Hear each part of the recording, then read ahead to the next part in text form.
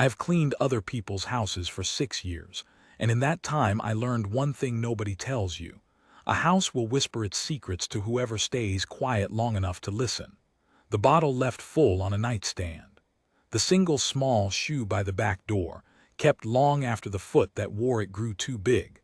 The chair pulled an inch too close to a window that looks at nothing. When I drove up the long gravel road to Ashlow Hollow that first gray morning, I thought I was coming to mind a child. I thought it was a job. I thought I would last 3 weeks, save what I could, and leave before anyone learned my name properly. I was wrong about all of it. Because the man who owned that house was not just grieving. He was something older than grief, something that paced the tree line at night and came back with frost in his hair and would not say where he'd been. And the little girl I'd been hired to watch hadn't spoken a single word in 11 months. This is the story of the winter I stopped running. Stay with me. Some of it is hard to believe. All of it is true. The screaming started before I'd even unpacked. It came up through the floorboards of the room they'd given me, high and thin and terrible, the sound of a child who has woken into a world she doesn't trust. I was on my knees over an open suitcase, a folded cardigan in my hands, and I dropped it and I went, because that is what my body does before my mind catches up. 6 years of other people's houses had trained the rest of me to be careful, slow, invisible. But a child crying erases all of that. I was down the stairs in my socks before I remembered I didn't know the house yet, didn't know which door, didn't know anything. I followed the sound. End of the hall, a door standing open, a nightlight throwing a weak amber wash across the walls. And there she was, Wren, 6 years old, dark hair plastered to her forehead, sitting bolt upright in a bed too big for her, both fists pressed against her mouth as if she were trying to hold the screaming in now that it had escaped. Her eyes were open, but she wasn't seeing me. She wasn't seeing the room. She was somewhere else entirely, someplace behind her own eyes, and whatever was there had its hands around her throat. I'd been told 3 things about Wren Vale before I took the job: that she was quiet, that she had lost her mother, and that I was not, under any circumstances, to ask the father about it. Nobody had told me she had night terrors that could split a house in half. I didn't touch her. You learn that too if you've ever sat with a frightened thing you don't grab.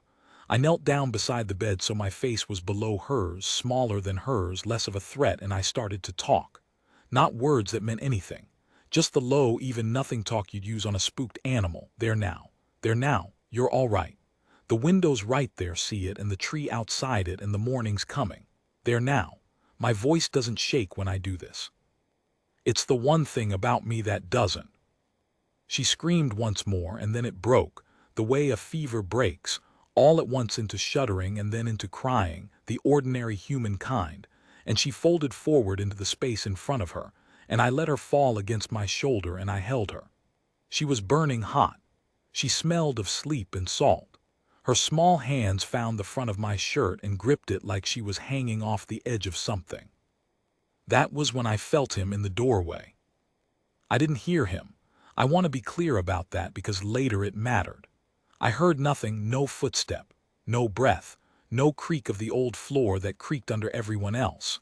I simply felt the air in the room change, the way it changes before a storm, a pressure behind my ears, and I looked up and Roan Vale was standing in the doorway watching me hold his daughter. He was a big man, but that's not what I noticed. What I noticed was how still he was. People aren't that still. People shift their weight, scratch, sigh, fill the silence with small movements they don't even know they're making. He stood like the door frame itself, like something that had grown there. And his eyes, in that amber half-light, caught the glow and threw it back at me, flat and bright, the way a dog's eyes do across a dark yard. I told myself it was a trick of the nightlight. She does this, he said. His voice was rough, low, scraped raw at the bottom. Most nights I should have told you.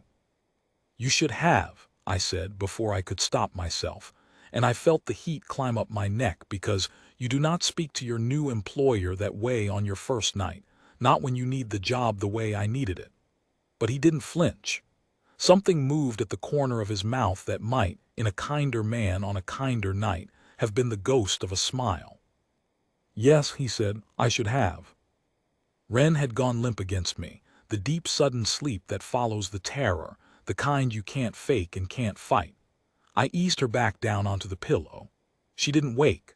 I pulled the blanket up over her shoulder, and I did the thing I do, the thing I can't help, which is that I smoothed the hair back off her forehead with 2 fingers, very lightly, the way someone once did for me a long time ago in a place I don't talk about. When I turned around, Roan Vale was looking at my hand. "You can go back to bed," he said. "I'll sit with her." "I'm awake now," I said. "I'll sit." "It's not your job until morning." "It's my job now." I sat down in the chair by the window, the chair, I'd notice later, pulled an inch too close to the glass. "Go on. You look like you haven't slept in a year." He looked like he hadn't slept in a year because I would learn he hadn't. Not properly. Not since the night his wife went out into the trees and didn't come back, and the search parties found nothing, and the sheriff filed it under missing, and then quietly, after the legal months had passed, under something worse. 11 months ago. The same 11 months that Wren hadn't spoken. But I didn't know any of that yet. That first night I only knew that a man stood in a doorway looking at me like I was a problem he hadn't budgeted for, and then, after a long moment, he nodded once and was gone. No footstep going away either, just gone. I sat in the chair until the window went from black to gray to the color of weak tea. Outside, the pines came up out of the dark, rank on rank, climbing the hill behind the house until they vanished into low cloud. And once, just once, near the worst hour, the 4 o'clock hour when the body's lowest and the mind plays its meanest tricks, I thought I saw something move at the edge of the trees. Something low and pale, then gone. A deer, I told myself. I wrote it in my notebook anyway. I keep a notebook, have done for years. Little things mostly, what I spent, what I'm owed, what I mustn't forget. It started as a way to keep myself honest when I had nothing, and it never stopped. That first morning at Ashlow Hollow I wrote 3 lines. "Wren night terrors, bad ones. Smooth her hair, she settles. Mr. V doesn't sleep. Don't ask about the wife. Something at the trees. 4 a.m. probably nothing." I have the notebook still. I look at that last line more than I should. The house was the kind of grand that has stopped trying. You could see what it had been: high ceilings, dark beams, a great stone fireplace you could have parked a car in, windows made of dozens of small old panes that turned the light into honey. But the dust had won in the corners. The flowers in the hall vase had died and dried, and nobody had thrown them out. Somebody had loved this house once, fiercely, the way you love a thing you're building a life inside, and then that somebody had stopped all at once, and the house had simply held its breath ever since. There was a woman's coat still on the hook by the front door. I noticed it the first morning, and I said nothing, because some things you don't touch in another person's house, and a dead woman's coat is the first of them. By the second day I understood the rhythm of the place, or thought I did. Rome was gone most of the daylight hours, the estate ran cattle, and there was a great deal of land, and men came and went in trucks who tipped their hats to me and called me ma'am, and did not, I noticed, ever quite look at the tree line either. Wren and I were left to find our way to each other. That was harder than the night terrors. Because in the daylight, Wren was a locked room. She wasn't wild, wasn't difficult, didn't throw things or scream or any of what I'd half braced for. She was polite in the awful, careful way of a child who has learned that the world is a place where bad things happen without warning, and the only safety is in being too small to notice. She did what I asked. She ate what I put down. She let me brush her hair. And she did not speak, and she did not laugh. And she watched me out of the corner of her eye, with an attention so total it made my chest ache. I didn't try to make her talk. That was the one thing I knew not to do. I'd been a quiet child myself in a house where speaking was dangerous, and I knew that the worst thing you can do to a child who has stopped talking is to want it from them. So I didn't. I just kept being there. I narrated my own day at her. "I'm going to wash these now." and then I think we'll see if there's anything left alive in that vegetable garden. What do you say?" And I didn't wait for an answer. And after a while she stopped flinching when I spoke, which I counted as a victory and wrote in the notebook. On the third day she followed me out to the garden and crouched down beside me in the dirt. And when I pulled up a carrot, small, twisted, more orange thread than carrot, she reached out one finger and touched it, and her whole small face changed for half a second into something like wonder, and then closed up again. I would have pulled up 1,000 carrots to see that face again. The trouble with the trees got worse, though. I won't pretend it didn't. The second night there was no terror, but I woke anyway at the 4 o'clock hour with that pressure behind my ears, and I went to the window and the moon was up and full and the yard was the color of bone. And there, at the edge of the pines, was the pale low shape again. Not a deer. I knew it wasn't a deer the way you know a thing in your stomach before your mind agrees to it. It was watching the house. It was watching, I would have sworn, the window of Wren's room. And Roan's truck was in the yard. He was home. He was in the house. So what was at the trees? I stood at the glass with my heart going hard, and I did the stupid brave thing, which is in my nature and has cost me more than once. I went down the stairs and I opened the back door and I stepped out onto the cold flagstones in my bare feet and I looked. Nothing. The tree line stood black and silent. The cold came up off the ground and into me. And then, behind me, a voice, low and very controlled, the control sitting on top of something that was not controlled at all.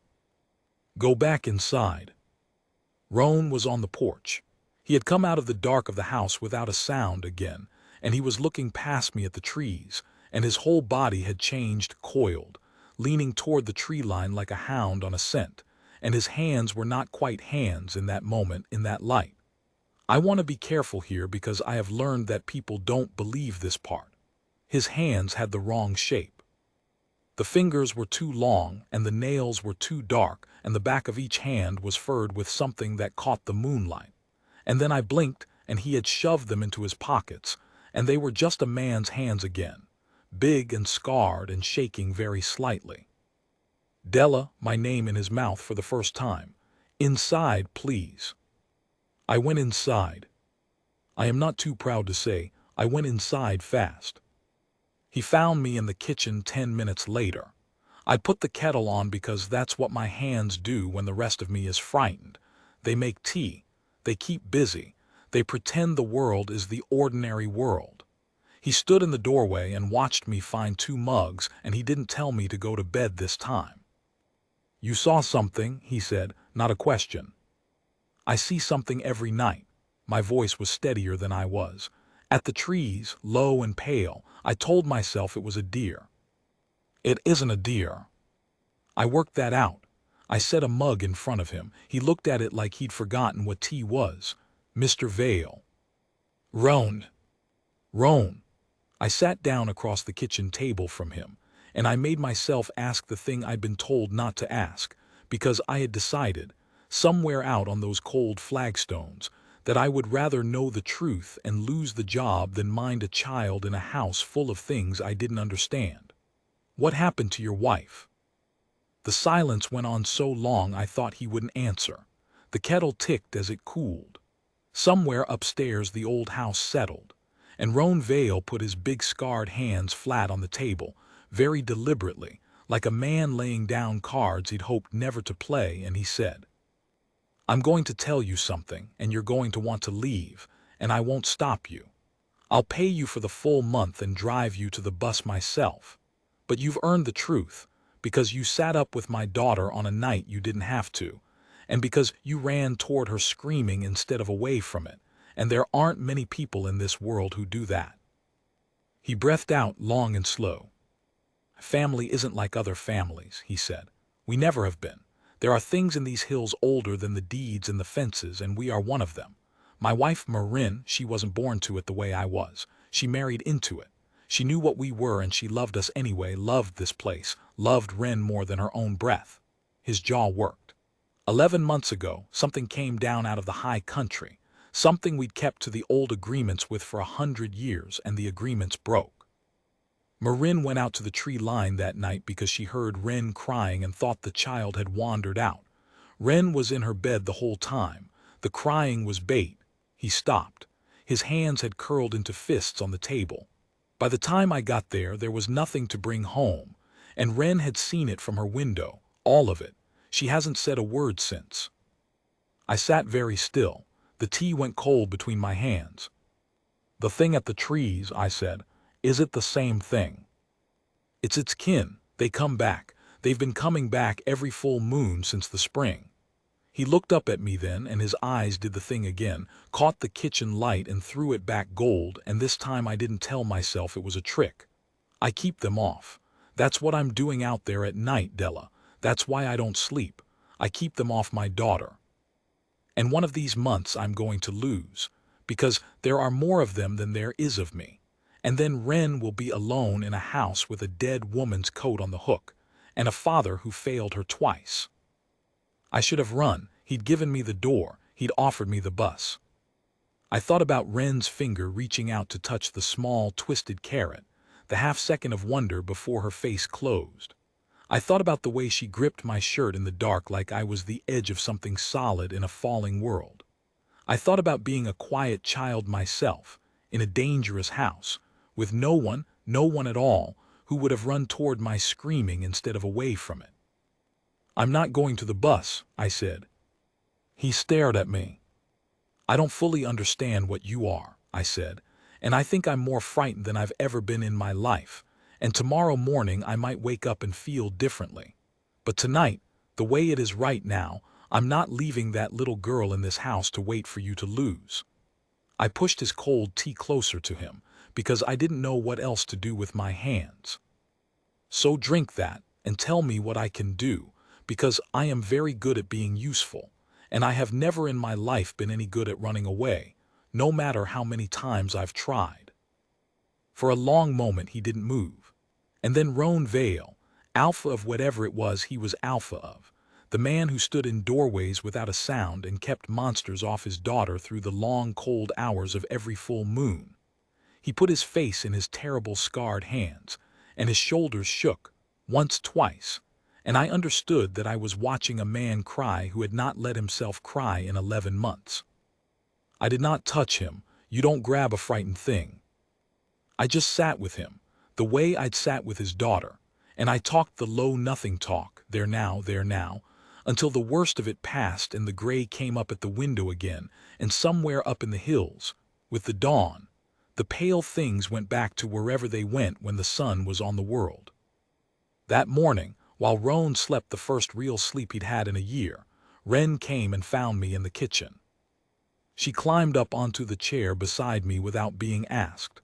She watched me butter bread for a while, and then she reached out, with the same small finger she'd touched the carrot with, and she touched the back of my hand very lightly, the way I'd touched her hair that first night. She didn't speak. I didn't expect her to. It would be a long time yet before Wren Vale spoke, and the road to it would go through things I still can't quite write down.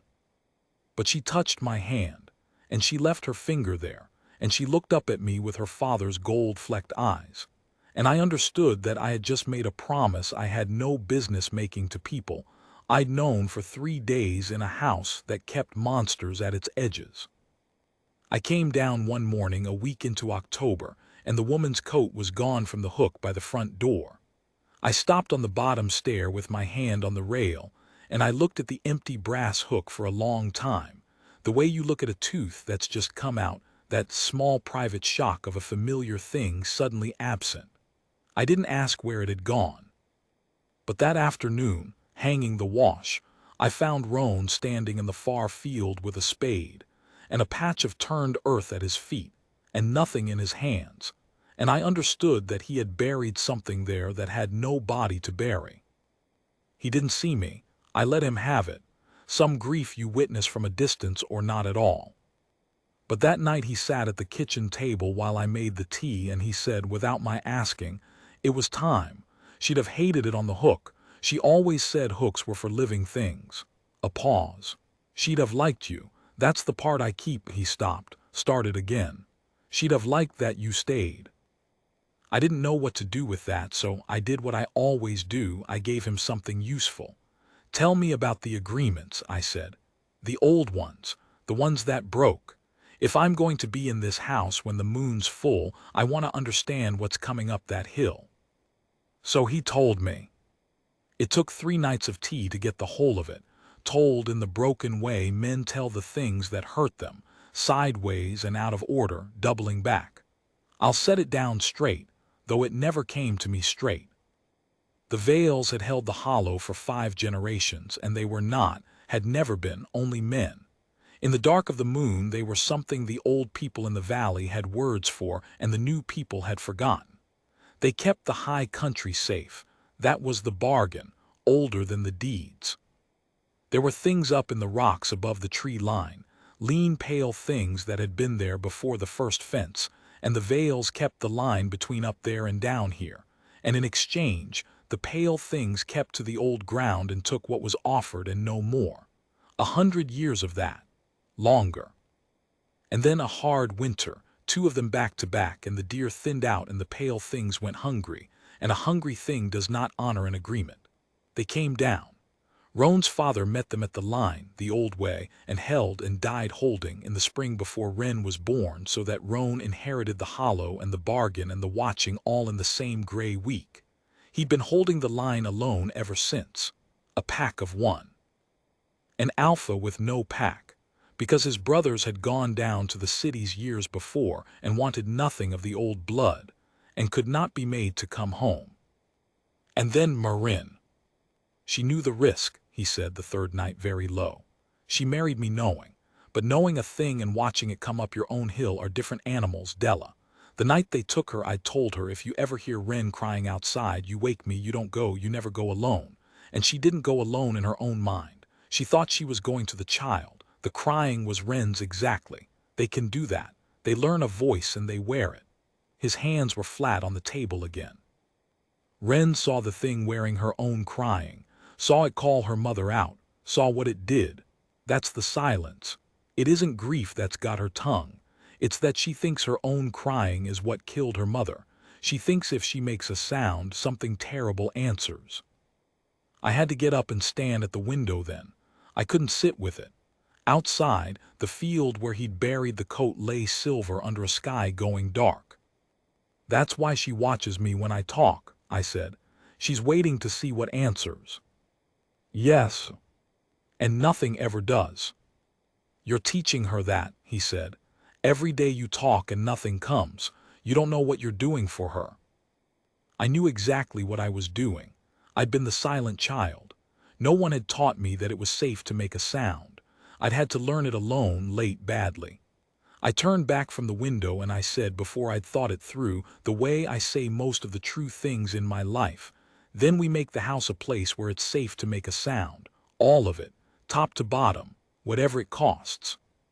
He looked at me with those gold-flecked eyes, and something in his face that had been clenched for 11 months let go by a single degree. I wrote that night, the crying was bait. She thinks her sound is the danger, teach her otherwise, whatever it costs, and under it because I am honest in my notebook even when I'm nowhere else. Careful, Della, you're not just staying for the child now. We made a strange family that October, the 3 of us in the long shadow of a 4th. I taught Ren to bake bread, because bread is patient and forgiving and you can hit it as hard as you like and it only rises better for it. She was solemn about it, exacting, and one afternoon she punched the dough down with both small fists and a sound came out of her. Not a word, but a huff, an effort sound, the first noise I'd heard her make awake, and she froze, terrified, and looked at the door. Nothing answered. We waited. The kitchen ticked. The bread sat under its cloth. Nothing came up the hill, nothing wore anyone's voice. The world stayed the world. And after a long moment Ren let her breath out and looked at me, and I shrugged like it was nothing, like noises were the most ordinary thing in the world, and I said, "Hit it again, it likes it," and she did. Huff. And again. Huff. And the 3rd time the corner of her mouth went up. I had to turn to the sink so she wouldn't see my face. Roan started coming home in the daylight more, when the moon was thin and the watching could ease. He was clumsy with his daughter. A big careful man frightened of his own hands and clumsier still with me. He'd start to say a thing and stop it, leave rooms when he'd only just come into them, and once I caught him standing in the doorway of the kitchen simply watching me knead, with a look on his face I had no name for and didn't dare name. He was a man relearning how to be near people. I was a woman who'd spent 6 years making herself invisible in other people's homes. We were neither of us any good at this. We were terrible at it. We circled each other like two creatures that had each, separately, decided long ago that wanting things was how you got them taken away. But the house warmed. I don't know how else to say it. The dust retreated. There were flowers in the hall vase again, wild ones, the last of the season, that Wren picked and I arranged and Roan pretended not to notice and noticed completely. We ate at the same table. Wren laughed once, a real laugh, when the bread came out shaped like a disaster. A short, helpless bark of a laugh that she clapped her own hand over in shock. And Roan's head came up so fast I thought he'd hurt himself.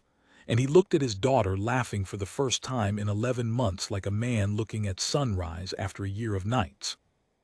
That was the night he reached across the table after Wren was in bed and put his hand over mine. Just that. A big scarred hand over a small chapped one. He didn't say anything. Neither did I. We sat in the warm kitchen with the moon climbing thin and safe outside, and for the length of one held breath, the hollow was simply a home. I should have known.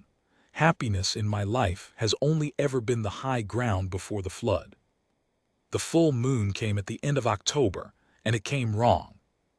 Roan felt it before I did, went gray at the dinner table, set down his fork, said, "There's more of them tonight, a lot more." He'd been counting all autumn the pale things at the line, and the count had crept up, and this was the night it had been climbing toward. The hard winter thinned the deer again. They're not hungry now. They're starving.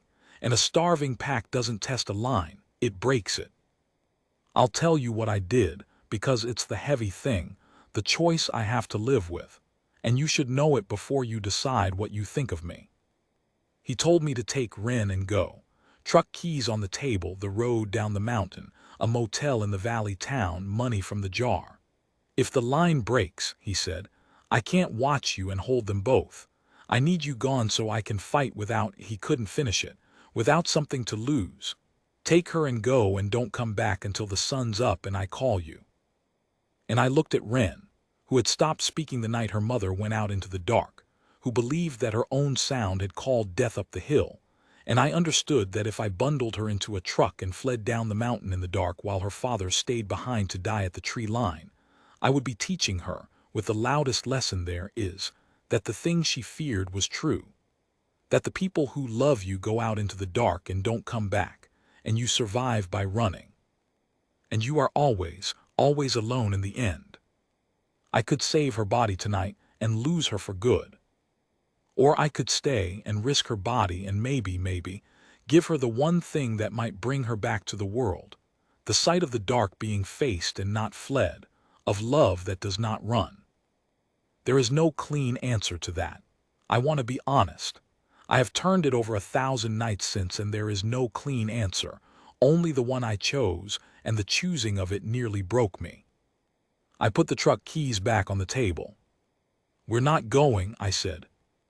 Roan came up out of his chair like a wave, the size of him, the fury of him, and his eyes blazed flat gold, and his voice when it came was not entirely a man's voice. You will take my daughter and you will go. I am not asking.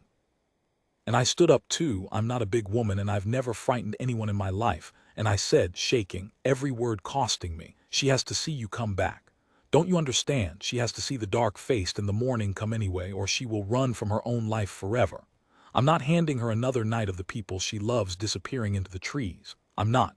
You want her to speak again, then come back to her. Make that the truth she learns tonight. My voice cracked clean in half. Come back, Roan. That's all you have to do. Hold the line and come back and let her watch you do it. The kitchen was dead silent. And in the silence from the doorway, small and rusty and 11 months unused, a voice said, Daddy. We both turned. Wren stood in the doorway in her nightgown, her dark hair loose, her father's eyes huge in her white face. She had heard all of it, and she had spoken one word, the first word, dragged up out of whatever deep place she'd buried it, and she said it again, looking right at him, her small chin trembling with the enormous courage of it. "Daddy, come back."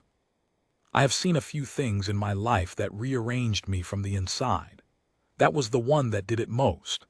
A 6-year-old who believed her voice was a weapon that killed, choosing to use it anyway, to spend it on the one thing that mattered, to risk calling death up the hill on the chance that her father might hear her and live. Roan crossed the kitchen and went down on his knees in front of her and gathered her up against his chest. And over the top of her head he looked at me, and I have never been looked at like that before or since. "Lock the doors," he said very quietly, his old steady voice come back to him. "Both of you in Wren's room, and you don't open it for anything that knocks, anything that calls, anything that sounds like me. Nothing sounds like me. You hear my actual hand on the door and my actual voice, and you still wait for the count of 10 and you make me say your name. Do you understand?" "Yes." He kissed his daughter's hair. He stood.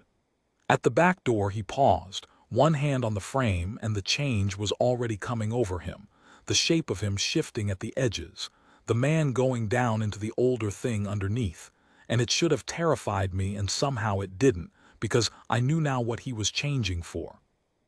"Della," he said without turning around, "if I come back." "When?" I said. "When you come back."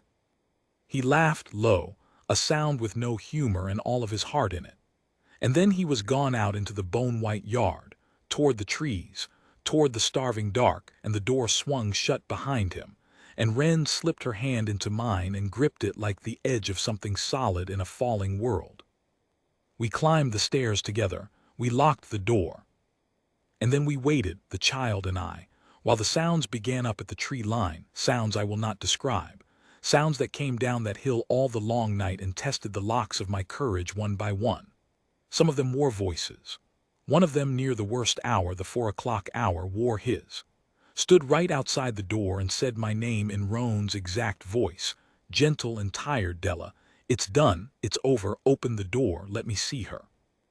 And I held Wren against me, and I did not move, and I waited for the count of 10, and I made it say my name again. It couldn't.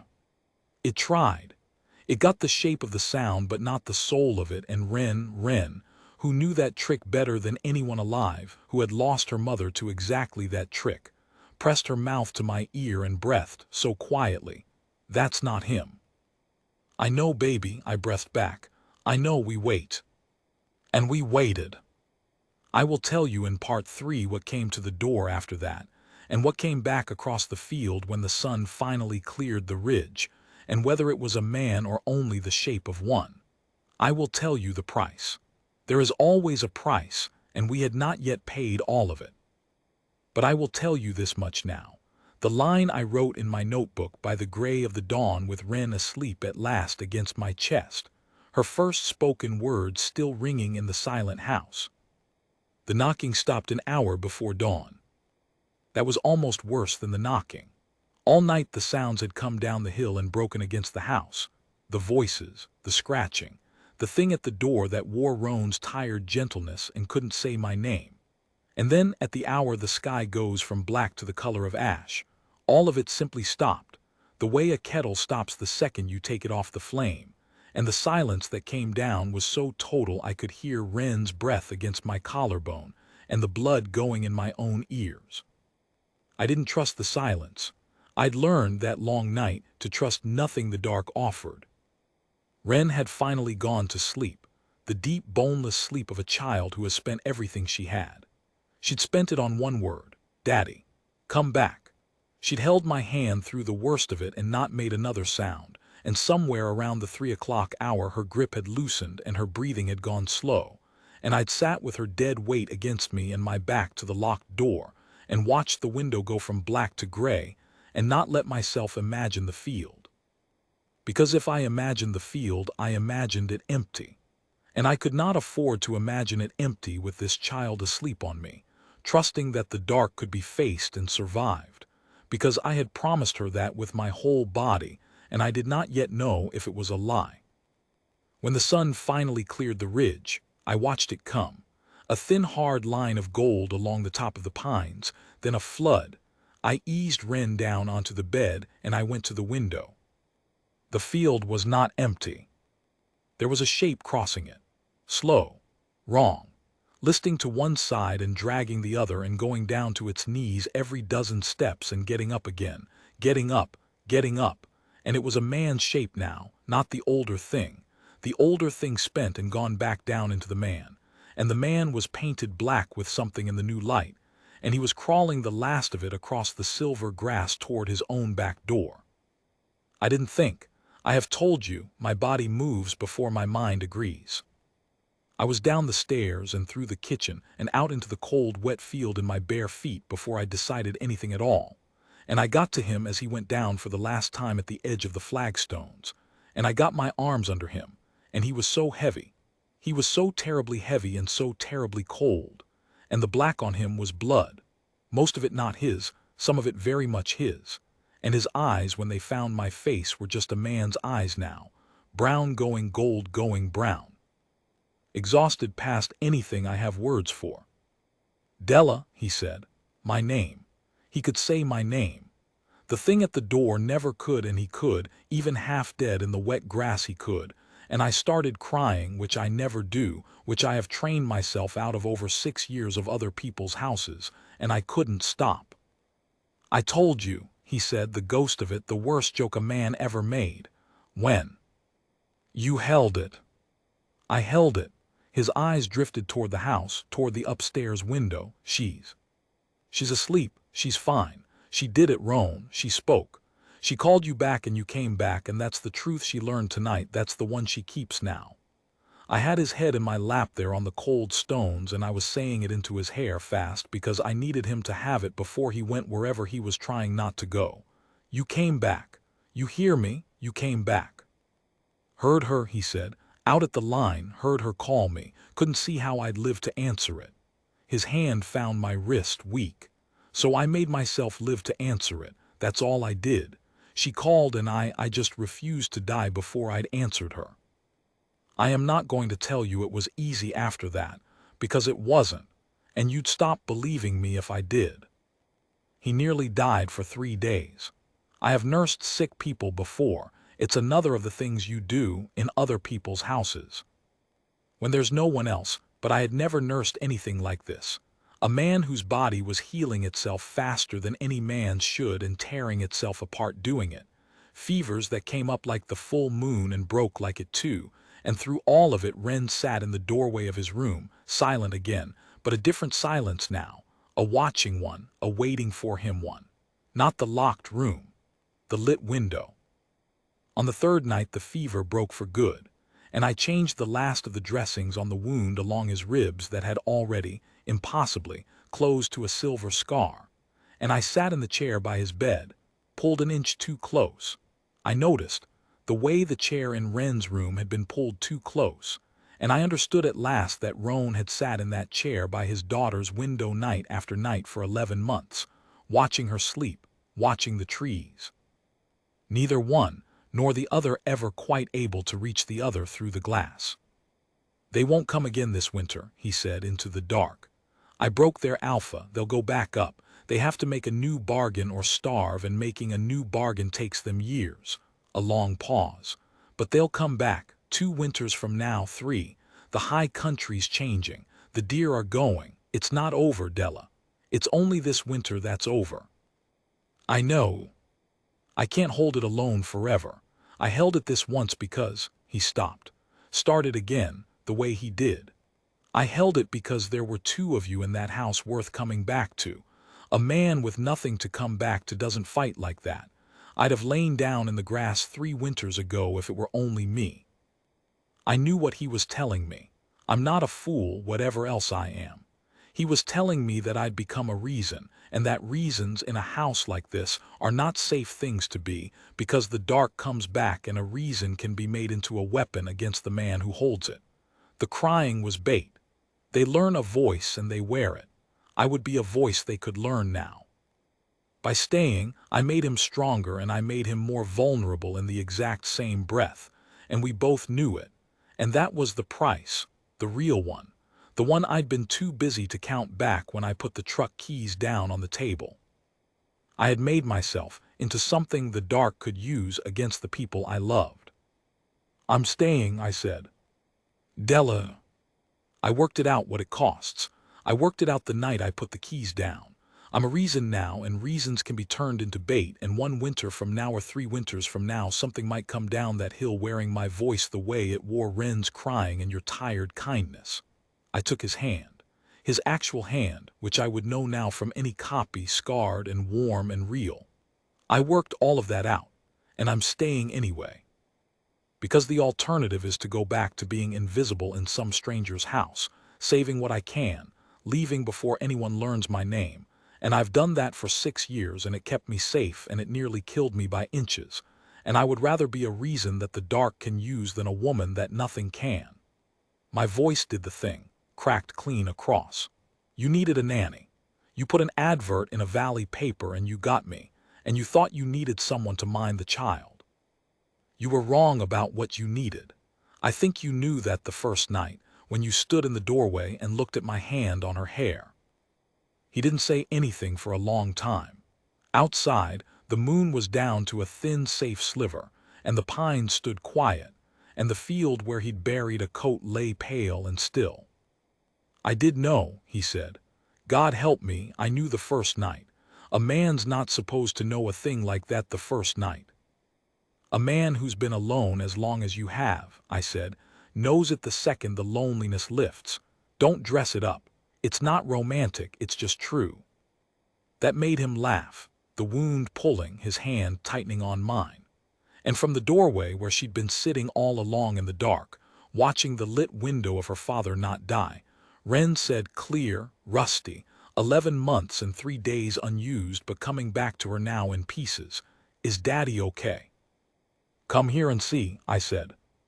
She crossed the room and climbed up onto the bed, careful of him, so careful, and she put her small hand flat on his chest over the silver scar to feel it go up and down, the proof of it, the breathing, that came back anyway. And she looked at her father with his own eyes, and she said the longest sentence I'd heard from her, the one I wrote down that night word for word and have never lost. "I called you and you came, so I can call now. It's safe to call now." Roan couldn't speak. The big terrible man who held a line against starving dark could not get a single word past whatever was in his throat. So he just nodded, and he gathered his daughter against the scar, and over the top of her head he looked at me, the way he'd looked at me across the kitchen the night she first spoke, and I understood that I had a home now, the first one of my life, and that it was built at the edge of something that wanted to take it from me, and that I would not have traded it for all the safe, invisible years in all the strangers' houses in the world. It's been some time now. The flowers in the hall vase are real ones I plant and tend, not the dead, dried ones nobody threw out. Wren talks more than she's silent these days. She's got opinions, that child, fierce ones, about bread and about dogs and about which of us snores. And she sleeps the night through more often than not. And when the terrors do come, they're small now, ordinary, the kind any child has.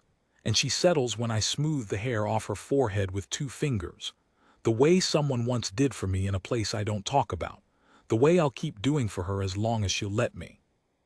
Roan still watches the trees. He always will. That's what he is under the man, the one who watches the line. But he sleeps now too, beside me. And a man who sleeps is a man who has something he believes will still be there when he wakes.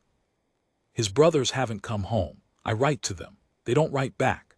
But the high country's changing the way Roan said, and the deer are thinning, and somewhere up in the rocks a starving pack is taking the years it needs to make a new alpha and a new bargain, and a pack of one cannot hold a breaking line forever no matter how many reasons he has to come back.